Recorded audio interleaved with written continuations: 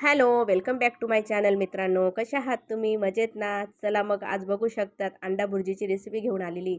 बघू शकतात किती चमचमीत आणि झणझणीत आणि इतकी चवीला इतकी मस्त झालेली ना आजची अंडा भुर्जी. तुम्ही माझ्या पद्धतीने करून बघा, नक्कीच भारी लागेल. बघा, त्याच्यासाठी मी ना 5 अंडे घेतले, बॉईल करून घेतले. थोडं बॉईल करताना थोडं मीठ टाकायचं, आपले अंडे फुटत नाही. नंतर मी तेल गरम करून घेतलं आहे, कढीपत्ता मस्त टाकलेला आहे, कढीपत्ता परतून घेतलेला आहे. नंतर 2 कांदे घेतलेले मीडियम साईजचे. नंतर आलं लसूणची पेस्ट घ्यायची आहे.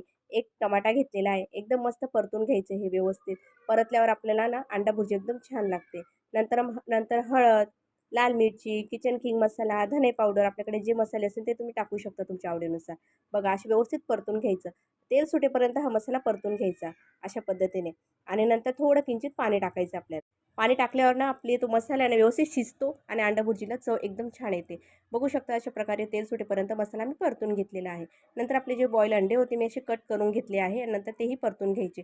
एकदम कमी वेळात आणि लवकर आपल्याला आता भूक लागलेली नंतर लवकर आपल्याला बनवू शकतात तुम्ही. बघू शकता अशा पद्धतीने.